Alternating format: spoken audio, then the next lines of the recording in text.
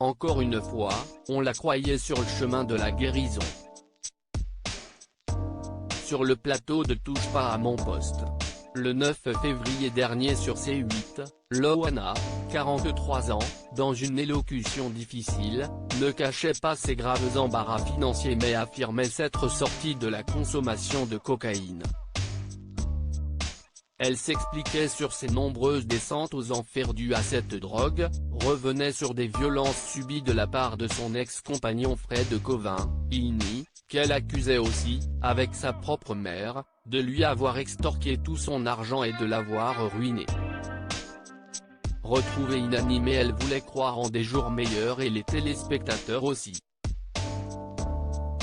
À l'approche des 20 ans de Loft Story, dont elle était sortie victorieuse, avec Christophe, C8 tournait même son portrait, retraçant sa vie d'ex-gogo danseuse à star de la télé-réalité.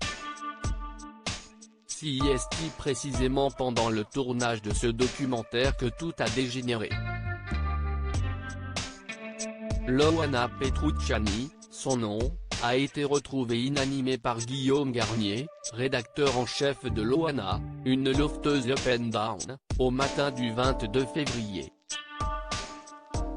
Tout se passait bien. Guillaume Janton, chroniqueur dans Touche pas à mon poste, et producteur du programme, a donné plus de détails sur les circonstances le 22 février sur C8. La veille, l'équipe s'était rendue avec Loana dans une maison du sud de la France où la jeune femme avait séjourné aux frais de la production de Loft Story pendant 2 mois, juste après sa victoire. Tout semblait bien se passer.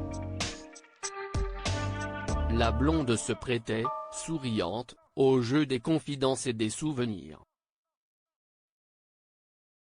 Overdose dans la nuit. Seule bizarrerie, elle ne cessait de boire une célèbre boisson à l'orange et après chaque gorgée semblait avoir un comportement étrange.